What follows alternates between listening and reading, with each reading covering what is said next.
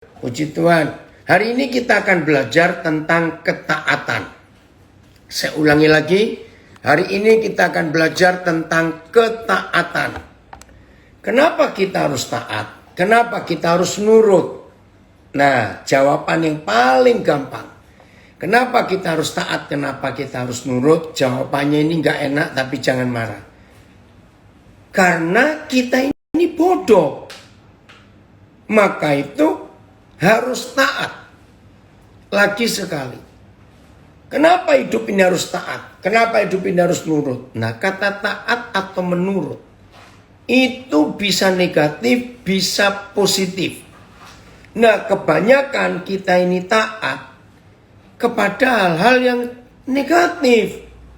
Aduh, kalau ingat ini saudara, semua kita yang namanya manusia pasti pernah taat nurut kepada yang negatif. Maaf, bagi yang warga binaan, maaf, saya tidak menuduh, tapi inilah fakta. Begitu pula kami yang bebas di luar, tidak di dalam LP, sama. Semua kejahatan, perbuatan dosa yang kita buat, saya ulangi, semua perbuatan dosa dan semua kejahatan yang kita buat itu karena kita taat kepada dosa, taat kepada kedagingan kita, kepada hawa nafsu kita. Kita taat kepada mereka karena kita memberi kesempatan hidup ini mereka atur. Karena kita memberi kesempatan hidup ini dikuasai dosa, maka itu kita bisa melakukan suatu kesalahan. Betul? Jadi gampang untuk melihat ini. Kalau kita taat kepada Tuhan, pasti gak usah diragukan, kita akan memberontak kepada dosa. Saya ulangi, kalau kita taat kepada Tuhan, kepada hukum-hukumnya, kepada perintah-perintahnya, kita sedang memberontak kepada dosa. Tapi sebaliknya, kalau kita taat kepada dosa, nurut kepada dosa, ini yang ngeri. Berarti kita sedang memberontak terhadap Tuhan. Ingat, dalam kehidupan kita ini hanya ada dua kekuatan. Saya ulangi, dalam hidup kita ini hanya ada dua kekuatan yang harus kita pilih. Sebab kita tidak bisa taat kepada dua kekuatan ini. Apa itu? Jelas, satu, kekuatan dosa. Ya, kekuatan neraka, kekuatan setan. Itu pasti. Dua, itu kekuatan Tuhan kita. Jelas ya? Nah, seharusnya saudara dalam hidup kita, kalau kita disuruh milih satu dari dua, itu gak susah. Tapi kalau kita suruh milih satu dari 10, dari 50, nah itu susah. Karena kita bingung mau yang mana. Tapi kan kita cuma milih satu dari dua. Nah, kalau kita milih satu dari dua saja, lagi sekali itu tidak sulit. Karena kalau enggak yang ini, ya yang itu. Nah, sulitnya itu di hati kita. Coba renungkan kalimat ini, supaya kita semuanya sadar. Kenapa kita sering kesulitan hanya memilih satu dari dua? Kenapa sulit? Tolong dicatat, ini penting sekali. Setiap kita mengalami kesulitan untuk memilih taat kepada yang satu dari dua hal itu. Saudara, bukan suam-suam kuku, bukan. Karena kita mau menuruti dua-duanya. Ayo ngaku. Betul tidak? Semua kita sebagai anak-anak Tuhan, sebagai murid-murid Tuhan Yesus, semua kita pasti punya kerinduan untuk taat kepada Tuhan. Itu pasti. Sebab kita sudah menjadi miliknya. Tapi daging kita ini, emosi kita ini, ego kita ini, maunya nurutin juga hawa nafsu. Nggak bisa. Jadi yang seringkali mengalami kesulitan untuk taat kepada Tuhan, tolong dicatat. Karena orang itu ingin melakukan, mentaati kedua-duanya. Nggak bisa. Nah anehnya,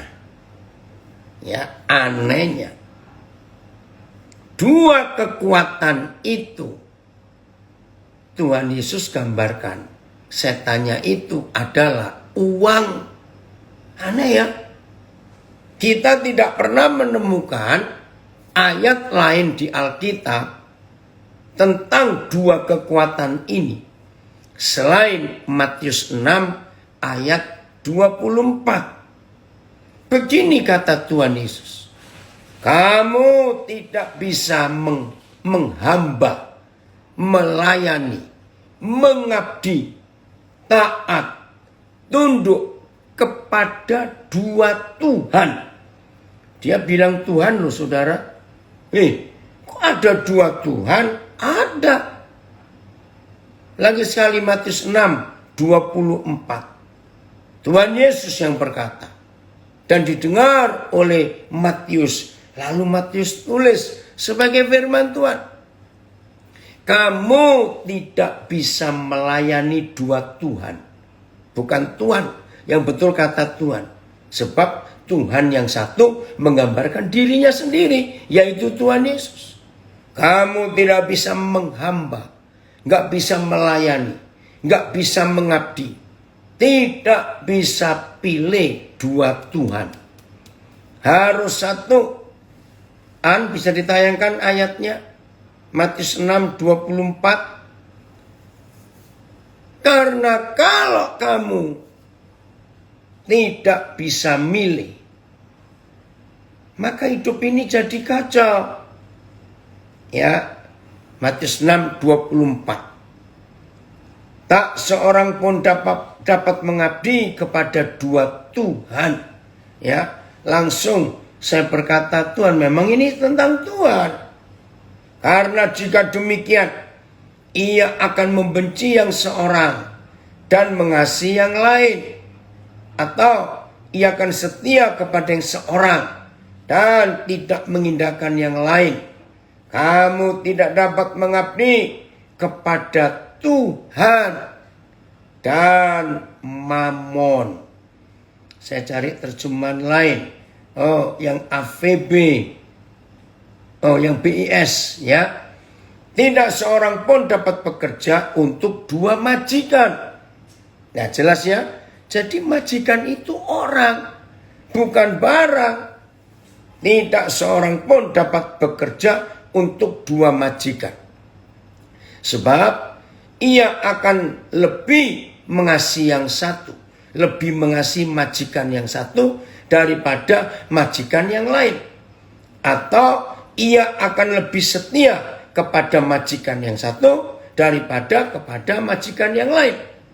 Begitulah juga dengan kalian. Kalian tidak bisa bekerja untuk Tuhan dan untuk harta benda juga. Ya, ini ada kiriman, saya nggak tahu nih siapa, Komsel, Salt and Light.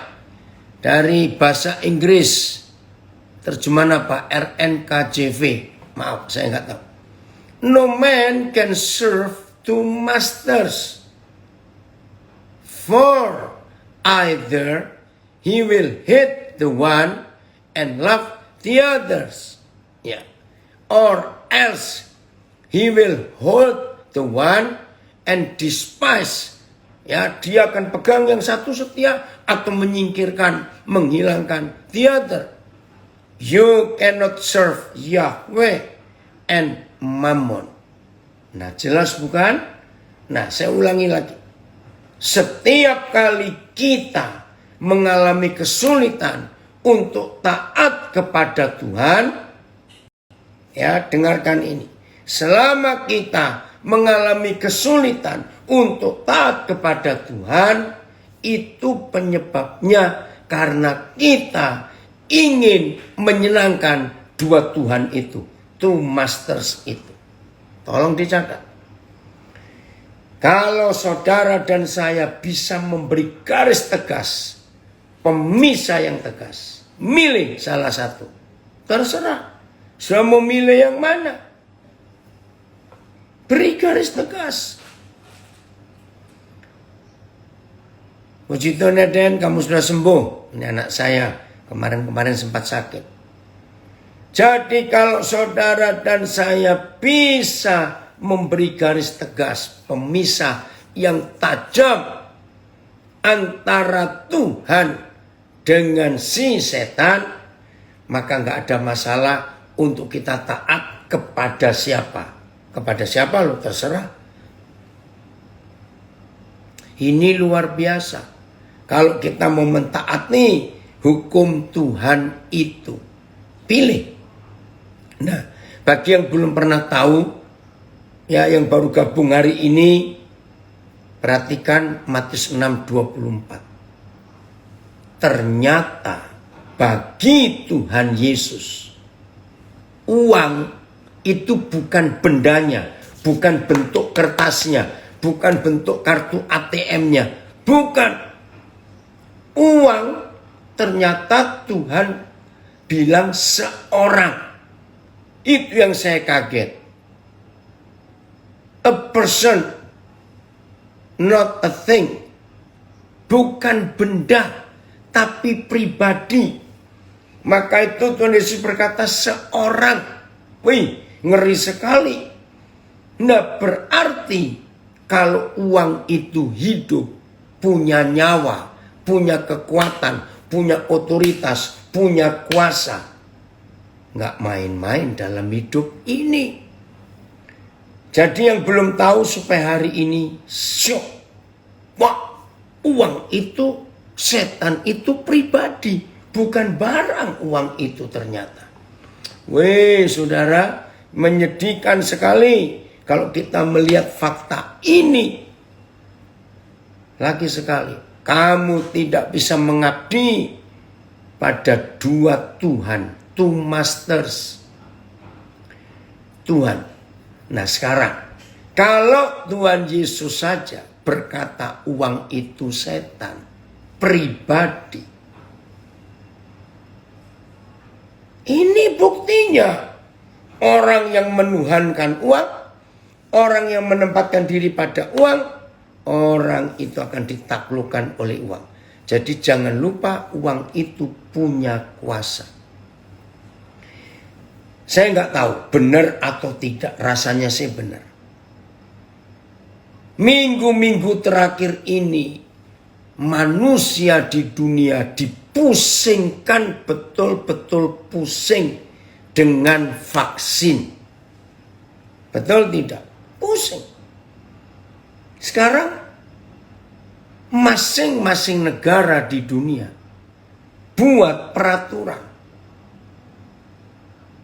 Yang mau masuk ke negara tersebut harus divaksin dengan vaksin yang disetujui negara itu. Nah, saya nggak hafal. Amerika mau negara apa? Tiongkok, Amerika mau pakai vaksin apa? Tiongkok mau pakai vaksin apa? Nanti Eropa mau pakai vaksin apa? Eropa pun ada banyak negara. Nah, ketika banyak orang tanya, lah terus bagaimana kalau sudah divaksin? Berarti kalau saudara mau ke negara mana saja harus diperiksa vaksinnya. Saya jawab, kok bisa begitu? Jawabannya, karena duit.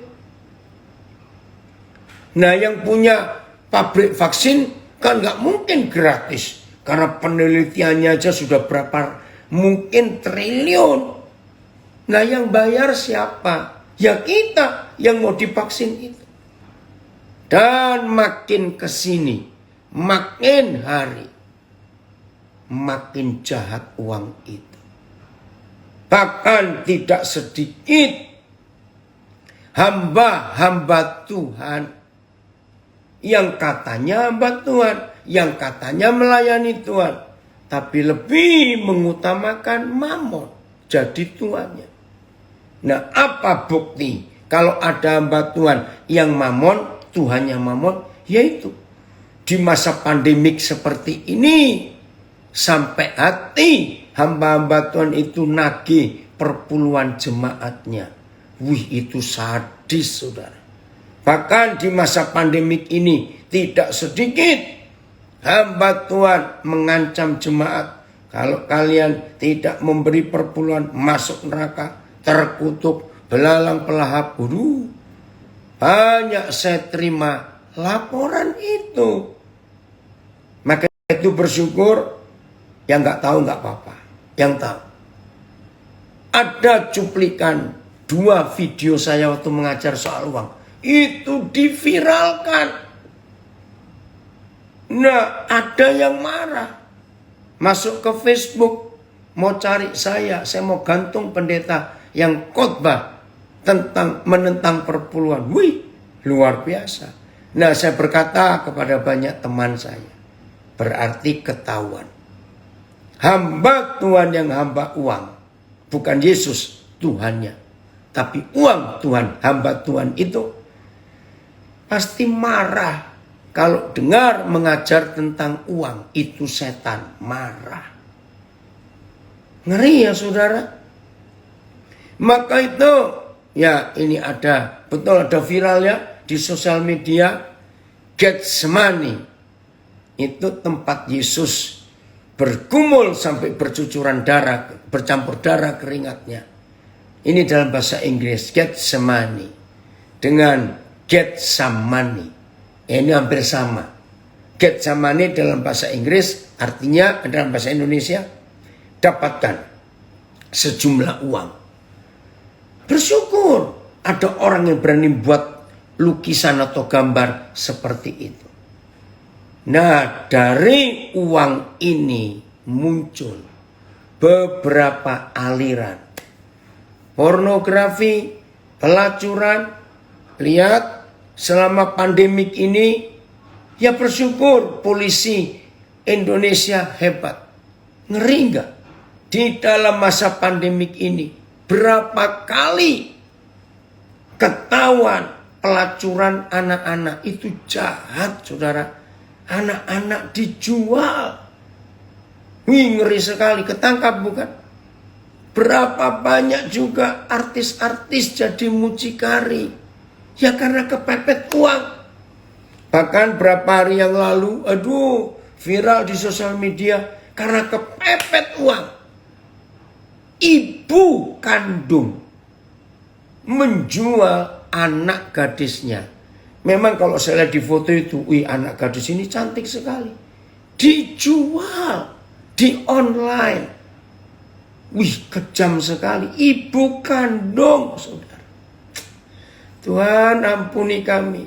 Anaknya dijual untuk kepada laki-laki hidung belang. Karena uang, karena dia bilang lapar. Nggak bisa kerja. Aduh. Maka itu kita harus tahu. Ini saya baca ada komen dari seorang dosen di Surabaya. Obatnya super keras. Beberapa kasus yang kami temui. COVID sembuh. Tapi meninggal karena tubuh tidak kuat dengan aneka obat. Betul. Komen. dari Kutai Barat.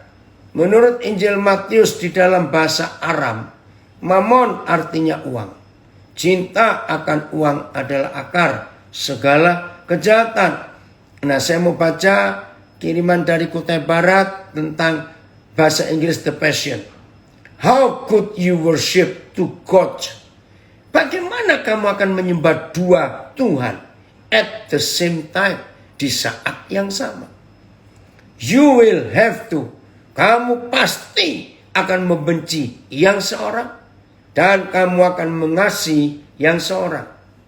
Or be devoted to one, atau kamu akan mengabdi, menghamba, tunduk kepada yang seorang, tapi menyingkirkan, despise the other. You cannot worship the true God.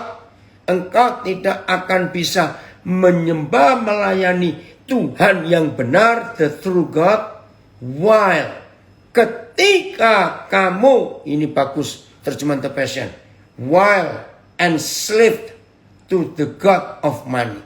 Woi, terima kasih terjemahan The Passion. Kamu tidak bisa menyembah, hidup dengan Tuhan yang benar dengan sedang kamu menghambakan diri kepada Tuhannya uang, the God of money. Luar biasa terjemahan ini. Ya, ini ada komen dari Surabaya. Jarang ada gembala yang menjabarkan tentang uang adalah Tuhan yang lain. Uang bukan benda, tetapi pribadi yang bisa menguasai kita. Betul, yang ngomong ini Tuhan Yesus. Maka itu Tuhan Yesus berkata, uang itu seorang. Bukan apa, tapi siapa. Wih, ini luar biasa, saudara. Maka itu, supaya kita menang. Ada yang tanya, Koden tolong share tips bagaimana agar uang bisa menjadi hamba manusia. Gampang, Charlie. Bencilah uang, maka kita nggak akan jadi hambanya. Cintailah Tuhan, maka kita akan jadi hamba Tuhan. Udah, gitu saja tipsnya. Loh, bagaimana itu? Oh, ada yang komen. Aduh, ini siapa ya? Terbakar dan kebakaran dapurnya buat makan lobster sama steak wagyu, flaunting tas Louis Vuitton, sama Hermes, sama Arloji Patek Philippe, Audemars. Aduh, ini apa ini bisa nama-nama merek terkenal itu. Ngeri sekali. Maka itu terbakar dan kebakaran. Kalau hamba Tuhan adalah hamba uang mendengar, Matius 6:24, setuju. Yang nulis ini hebat sekali. Saya nggak tahu ini siapa ini, Emperor 778 namanya. Oke. Dari uang ada banyak cabang. Yang pertama saya sebut pelacuran, pornografi, seks. Nomor 2, judi. Gara-gara menuangkan uang, judi. Ketiga, narkoba. Lihat itu, narkoba. Ngeri sekali. Yang ketangkap sudah banyak, tapi nggak jerah-jerah, nggak tobat-tobat. Jadi cabangnya uang ini banyak. Seks, judi, narkoba, mabok. Sebutkan pencurian, perampokan, pembunuhan. Aduh saudara, dari satu Tuhan ini. Saya harap semua kita mengerti mulai hari ini dengan uang itu. Saya pas ada di Denpasar, ya karena ada urusan. Lalu ada satu hari yang kosong. Nah, saya ini kalau ada waktu kosong saya nggak mau diam, saya pengen jadi berkat. Lalu saya kontak beberapa anak saya. Yaudah, ayo kita buat kebaktian. Nah, hari Kamis buat kebaktian. Kamis atau Jumat ya saya lupa. Minggu kemarin.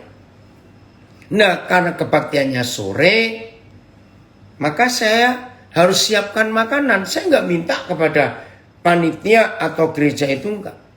Saya langsung kontak seorang anak saya. Tolong siapkan snack dan nasi makan untuk malam. Berapa? Nah, pertanyaan berapa ini kan sulit karena belum tahu yang datang berapa orang. Nah, saya berkata, lebihkan. Kalau kamu perkirakan yang datang 50, saya pesan, belikan paling tidak 70 paket. Saudara, maaf, saya cerita saja. Dan itu kebiasaan saya. Di mana-mana kalau saya buat ibadah, dan ibadahnya itu jam makan, saya nggak pakai tanya-tanya. Saya langsung maaf, saya keluar uang sendiri. Jadi, saya buat kebaktian, saya siapkan makannya juga. Itu hati saya. Saya nggak pernah takut rugi. Karena jam makan, jam 6 sore kebaktian. Nggak mungkin mereka berangkat makan dulu, ketaruh sore. Nah, kalau malam selesai ibadah makan, kasihan juga. Nah, itu cara saya. Jadi, saya tuh nggak cinta uang kok, saudara. Sesuatu yang kita cintai, sesuatu yang kita sayangi, pasti kita tahan-tahan toh. Ini kayak firman Tuhan, Alkitab. Oh, saya sayang dia, saya peluk-peluk dia, karena memang saya sayang dia. Nah, jadi orang yang cinta uang, aduh, uangnya dipeluk-peluk, disayang-sayang. Tiap hari diliatin, wih saldonya segini, saldonya begitu.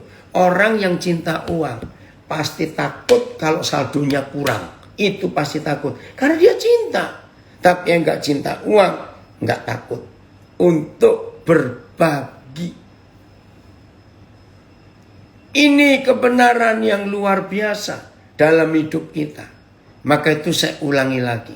Saudara akan taat kepada siapa? Karena taat itu bisa dua arti. Nih, taat kepada yang positif dan taat kepada yang negatif. Dan dua-duanya pilihan kita. Mau milih yang mana? Karena kita nggak bisa taat kepada dua-duanya. Harus milih salah satu. Wih, Tuhan itu hebat. Kembali lagi ke kalimat pertama. Kenapa sih kita harus taat? Masih ingat jawabannya? Karena kita bodoh. Maka itu kita harus taat. Kalau pinter nggak usah taat. Keren ya?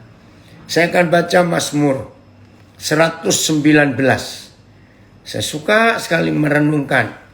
Di sini Raja Daud menggunakan beberapa kata.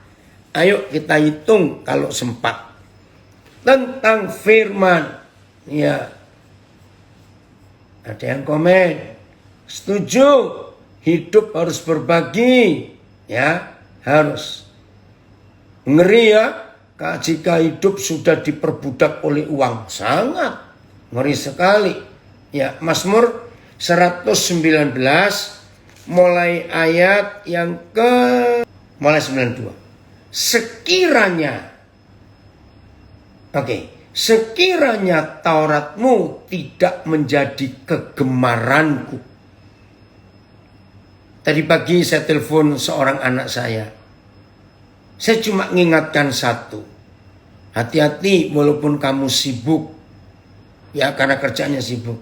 Tapi jangan lupa untuk tetap mencintai firman Tuhan. Dengarkan firman. Maka itu perhatikan ini. Ayat 92 Mazmur 119. Sekiranya Tauratmu tidak menjadi kegemaranku. Saya tanya dulu, apa kegemaran masing-masing kita? Ada orang kegemarannya makan, wajar. Ada orang kegemarannya shopping. Ya kalau duitnya banyak ya silakan. Tapi ada orang kegemarannya marah. Rasanya kalau nggak marah itu kok nggak nyenyak tidurnya. Maaf saya berkata. Ada nggak orang kegemarannya gosip terus? Ayo, kegemaran saudara apa? Hati-hati ya, yang suka game nggak apa-apa main game, tapi jangan jadi kegemaranmu. Kegemarannya alkohol, mabok, minum, kegemarannya macam-macam. Kita bisa pilih, periksa. Maka ini yang mengerikan. Tolong diperhatikan. Sekiranya Tauratmu tidak menjadi kegemaranku, maka aku telah binasa dalam sengsaraku. Coba lihat ayat 52 di berapa terjemahan itu. Saudara, ngeri sekali loh. Kalau bukan Taurat Tuhan yang jadi kesukaan kita, firman Tuhan, celaka. Aku telah binasa dalam sengsaraku. Terjemahan yang lain, ayat. Seandainya Tauratmu tidak menjadi kesukaanku, sama. Aku telah binasa dalam kesengsaraanku. Terjemahan lama. Jikalau sekiranya Tauratmu bukan segala kesukaanku, niscaya lamalah sudah karam aku dalam kesukaanku. Tahu karam? Kandas. Sekiranya hukummu bukan sumber kegembiraanku, pasti aku sudah mati dalam sengsaraku. Jika Tauratmu bukan kesukaanku, maka aku telah binasa dalam kedukaanku. Jikalau hukummu tidak menjadi kesukaanku, maka tentunya telah binasalah aku dalam kesusahanku. Kalaulah tidak karena hukummu bahagiaku, tentulah aku binasa menanggung penderitaan. Ngeri gak ini? Maka itu saudara, kalau ada di antara kita yang sedang ikut belajar ini, dan saudara menemukan dalam dirimu, saudara gak suka firman, hancur hidup ini. FHYH, seandainya hukum-hukummu bukan kesukaanku, tentu aku sudah berputus asa dan binasa. Wih, ngeri. Kembalian ke 115, satu terjemahan. Sekarang ayat 93. Maka itu kebiasaan saya, saudara. Maaf, kebiasaan saya. Kalau saya ada orang yang konseling, telepon, minta pendapat, kenapa hidupku kok susah terus? Saya langsung jawab, pasti kamu sedang tidak suka firman. Dan kalau kamu sedang tidak suka firman, berarti kamu suka dosa. Dan cuma itu saja. Karena cuma ada dua kekuatan loh di bumi ini. Yang susah tidur.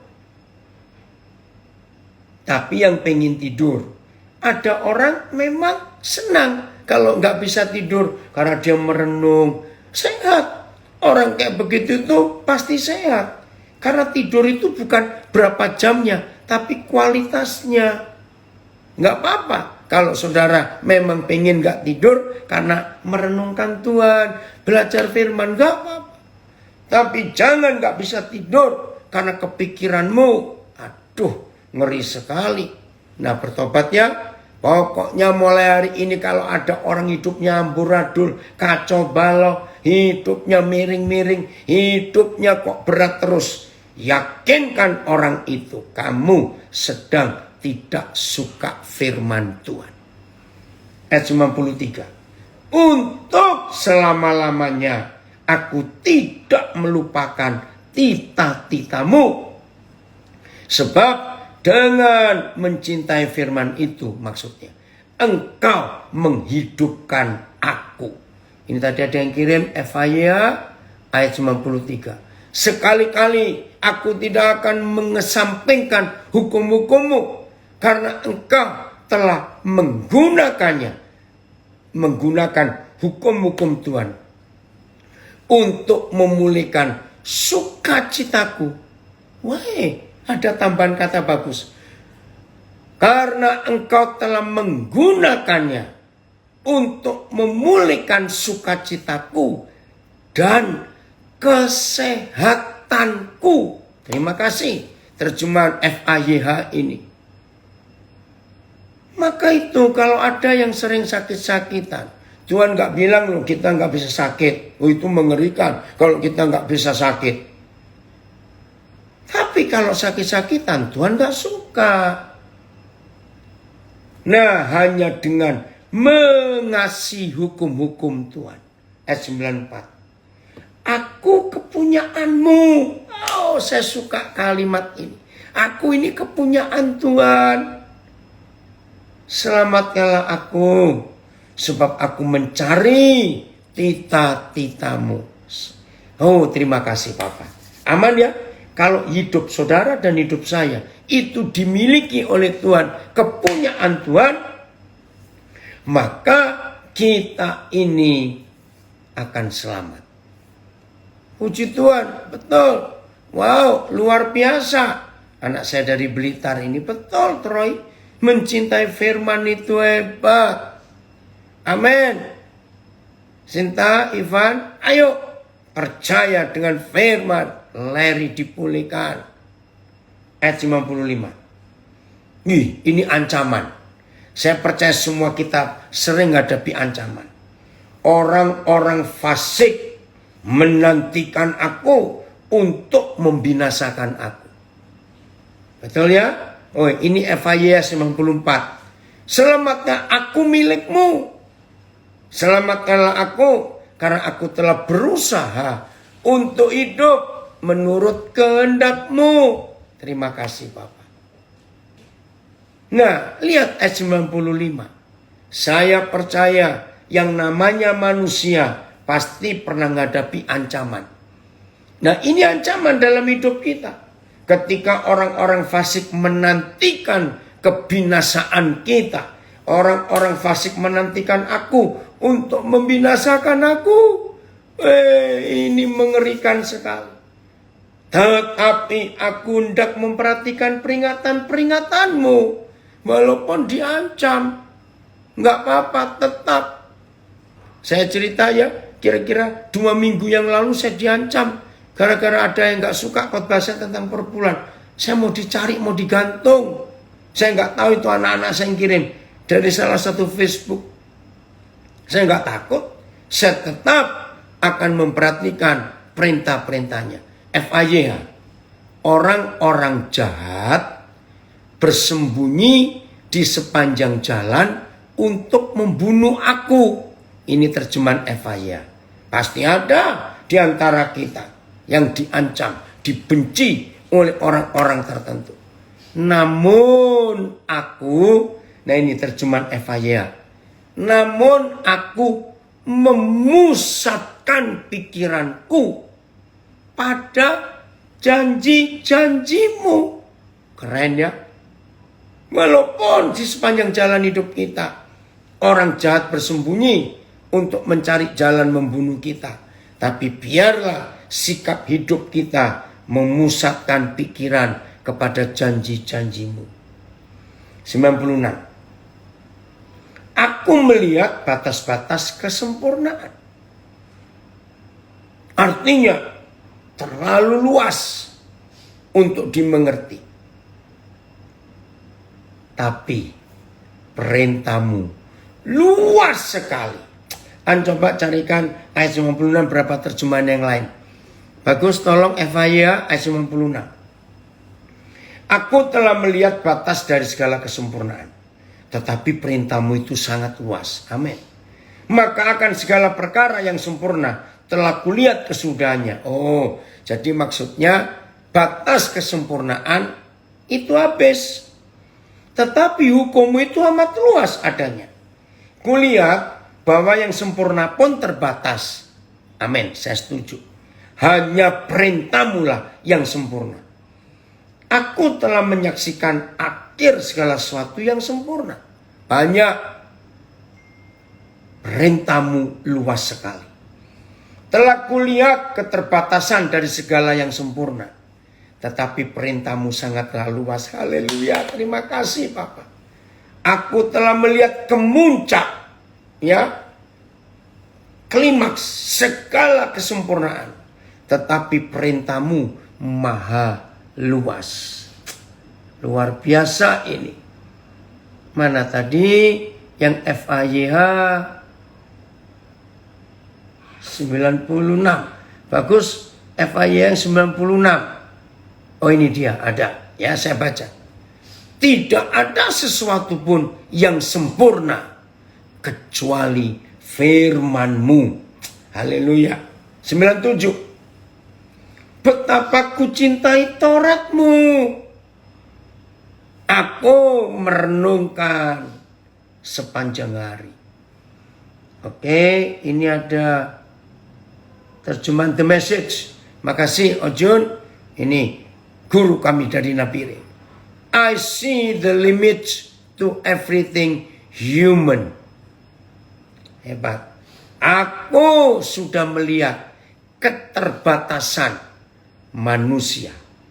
Betul toh? Kita terbatas. But the horizons, tapi cakrawala cannot contain your comments. Bahkan cakrawala yang luas itu pun nggak bisa menampung perintah-perintahmu. Maka itu saudara, cintai firman. Tolong ya anak-anak muda, anak-anak remaja, cintai firman. Hebat sekali, semua ada keterbatasan. Tapi firman itu tidak. Ayat 97 saya ulangi lagi. Betapa ku cintai Tauratmu, aku merenungkannya sepanjang hari. 98. Perintahmu membuat aku lebih bijaksana daripada musuh-musuhku. Sebab selama-lamanya itu ada padaku.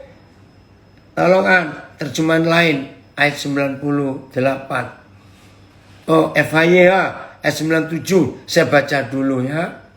Betapa aku mengasihaninya. Oh, maaf, 97 ya. Oke, saya baca FHYH 97. Betapa aku mengasihinya, aku merenungkannya sepanjang hari. Ayat 98. Perintah-perintahmu, AYT ya, membuatku lebih bijaksana daripada musuh-musuhku. Karena semua itu selalu bersamaku. Maka oleh hukum-hukummu dijadikannya aku lebih bijak daripada segala seteruku. Karena selama-lamanya ia pun hukummu sertaku. Aku selalu ingat kepada perintahmu yang membuat aku lebih bijaksana dari musuhku. Engkau membuat aku lebih bijaksana daripada musuh-musuhku karena perintah-perintahmu. Karena inilah milikku selama-lamanya. Nah, MILT penekanannya bagian terakhir. Karena perintah-perintahmu inilah milikku selama-lamanya. Bukan kekayaanku, bukan berlianku, bukan depositoku. Tidak. Milikku selama-lamanya adalah firman Tuhan. Woi saudara, kalau kita hidup seperti itu luar biasa. FHYH ayat 98. Firmanmu membuat aku lebih bijaksana daripada musuh-musuhku. Karena aku selalu memegangnya sebagai pedoman. Puji Tuhan. Oke, ayat 99. Ya. Aku lebih berakal budi daripada semua pengajarku. Sebab peringatan-peringatanmu kurenungkan. Haleluya. Berarti lebih bijaksana dari guru-guru kita. Ayat 100. Aku lebih mengerti, wih ini keren, daripada orang tua. Oh Tuhan hebat. Sebab aku memegang tita-titamu. Hebat ya. Ini luar biasa. Terima kasih nak. Anak saya komen, baik Pak, lagi mendengar suara Tuhan melalui Papa. Puji Tuhan. FHYH ayat 59. Ya, lebih bijaksana daripada guru-guruku. Karena aku selalu merenungkan peraturan-peraturanmu. Hebat. 101. Terhadap segala jalan kejahatan, aku menahan kakiku. Supaya aku berpegang pada firman-Mu. Puji Tuhan. Saya ulangi lagi. Terhadap segala jalan kejahatan, aku menahan kakiku. Supaya aku berpegang pada firman-Mu. Jadi kita nggak boleh kalah. 102. Aku tidak menyimpang dari hukum-hukum-Mu. Sebab Engkaulah yang mengajar aku. Terima kasih Bapak. Betapa manisnya janjimu itu bagi langit-langitku. Lebih daripada madu bagi mulutku. Terima kasih Tuhan. Maka itu kalau kita dalam hidup ini menemukan, kenapa ya? Aku ini kok nggak bisa mencintai firman Tuhan? Ya karena saudara merasa nggak butuh firman. Saya nggak bisa hidup tanpa firman, saudara, nggak bisa. Sebab firman itu segala-galanya. Udahlah, saya yakinkan saudara, yang sedang kesulitan apa saja, termasuk kesulitan uang, cari firmannya, rindukan firmannya. Karena waktunya nanti saudara baca, renungkan ulang-ulang Mazmur 119 ini. Wih, luar biasa. Oh, serat ini ada terjemahan FHY, saya akan baca 100 sampai 102. Bahkan aku dijadikannya lebih bijaksana daripada orang-orang tua. Aku tidak mau mengikuti jalan yang sesat dan jahat, karena aku akan tetap taat. Nah ini kembali kata taat. Karena aku akan tetap taat kepada firman-Mu. Tidak, aku tidak menyimpang dari apa yang telah Kau ajarkan kepadaku, Tuhan. Firman-Mu lebih manis daripada madu. Amin. Luar biasa. Ada yang komen lagi dari Jogja. Firman adalah kehidupan kita. Dari Blitar. Firman itu nafas hidup kita. Puji Tuhan. Ya. Ini yang kita harus katakan. Aan, kamu disapa Aan juga itu. Baca ya, 2 Aan lagi ribut ini di Facebook. Oh, dari Nabire lagi, terjemahan The Message, ayat 100. I've become wiser. Aku telah menjadi lebih bijaksana than the wise old sages. Lebih daripada orang-orang yang tua tapi hikmatnya luar biasa. Lebih dari mereka. Simply, sederhana. By doing what you tell me. Sederhana caranya. Hanya melakukan apa yang kau katakan kepadaku. Ini terjemahan The Message. Maka itu saudara, firman Tuhan ini luar biasa dalam hidup kita. Segala-galanya adalah karena firman, bukan karena hal-hal yang lain. 101. Terhadap segala jalan kejahatan, aku menahan kakiku supaya aku berpegang pada firman-Mu. Oh, saya kembali. Mazmur 119 tadi. Ya, saya ulangi ayat 101. Terhadap segala jalan kejahatan, aku menahan kakiku. Saudara, perhatikan. Orang yang memilih berjalan di jalan kejahatan, ya, orang yang milih jalan di jalan kejahatan, maaf, pasti karena uang. Uang itu nama lainnya jalan kejahatan. Tolong catat, puji Tuhan ada yang komen, Semi. Firman Tuhan adalah matahari dan perisaiku. Betul, itu pemazmur. Saya ulangi ya, ayat 101. Tolong perhatikan serius. Nama lain uang itu adalah jalan kejahatan. Saya percaya kalau ada orang iseng di kota mana lalu memberi nama jalan-jalan kejahatan, saya percaya orang kalau mau lewat mikir dulu. Kok namanya jalan kejahatan? Nah, firman ini berkata, terhadap segala kejahatan. Oke, dari Banjarmasin kirim terjemahan Amplified. I have restrained my feet from every evil way. Restrain itu artinya tarik, gitu. Aku menarik kembali kakiku dari semua jalan jahat.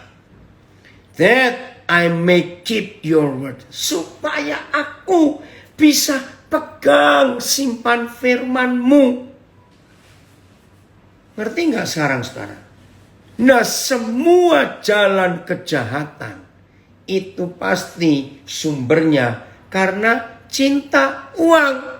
Nggak apa-apa Yong, kamu telat bisa didengar lagi karena tersimpan di Facebook dan di Instagram Papi. Saya ulangi lagi. Semua bentuk jalan kejahatan itu karena uang ujungnya. Kenapa orang bisa merampok? Ya uang. Kenapa orang suka judi? Ya uang. Kenapa orang jual narkoba? Ya uang. Kenapa orang bisa menjadi pembunuh? Biasanya karena uang. Betul tidak? Semuanya uang. Itulah jalan kejahatan. Maka itu jangan kita pilih jalan kejahatan itu. 102 sekarang.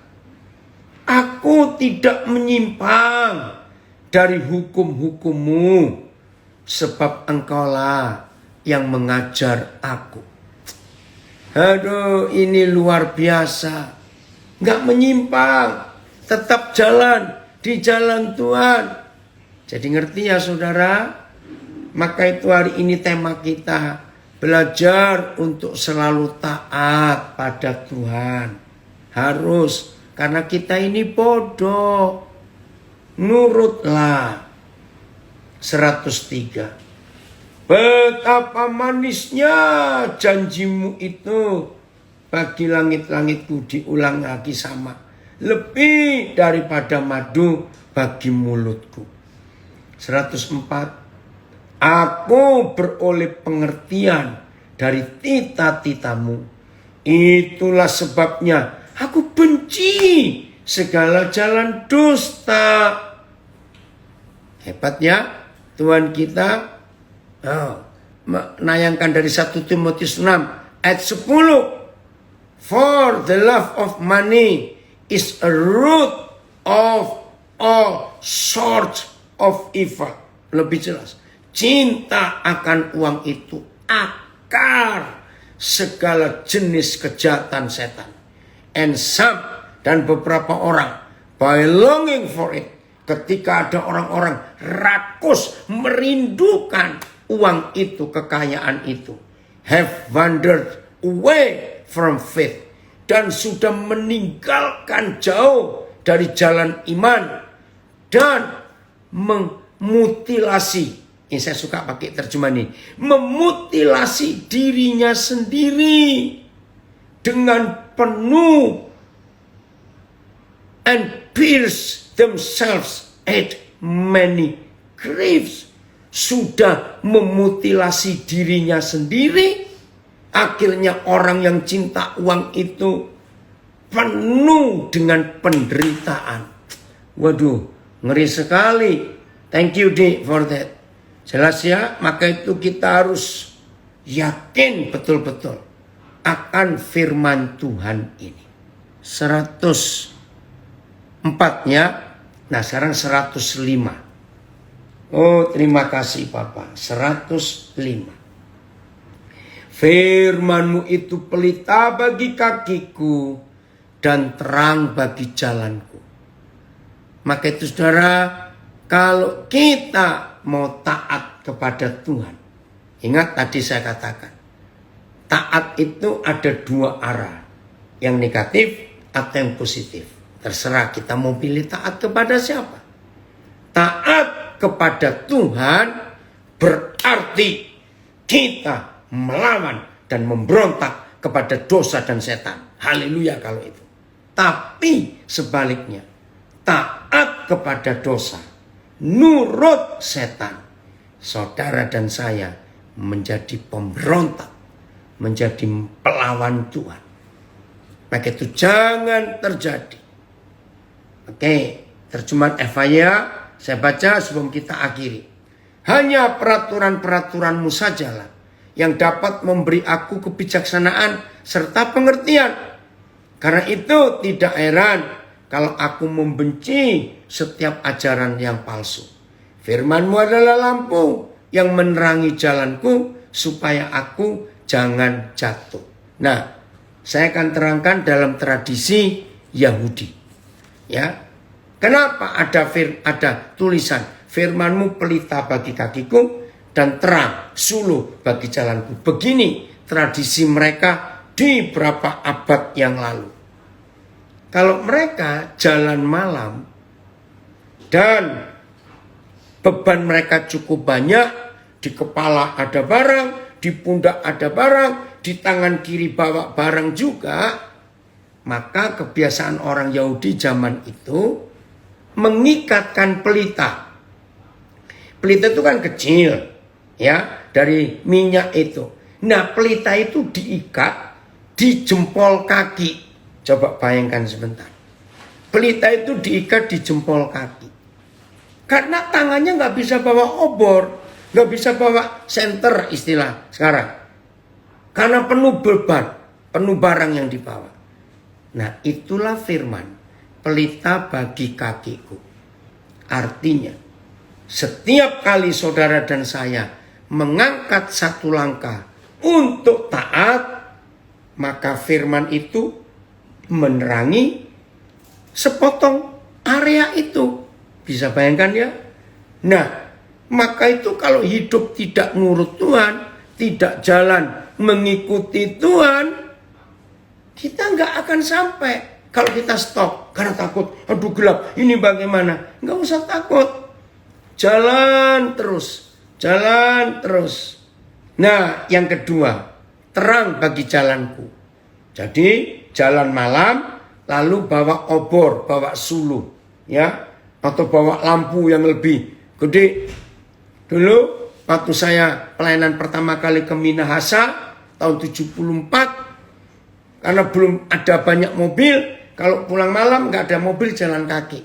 Nah, waktu itu rombongan kami selalu bawa lampu Petromak. Tahu nggak, lampu pompa itu loh, untuk jalan. Sambil jalan kami memuji Tuhan, yaitu karena daerah Kristen. Nah, ada kalanya firman Tuhan hanya menerangi jalan kita untuk hari ini. Nggak apa-apa, hari ini selesaikan dulu. Ada kalanya firman Tuhan berbicara kepada kita untuk sebulan yang akan datang atau seminggu yang akan datang. Nggak apa-apa, ikuti. Itulah arti firman Mazmur 119 ayat 105. Hebat ya Papa kita, terima kasih untuk firman. Maka itu tidak taat itu rugi.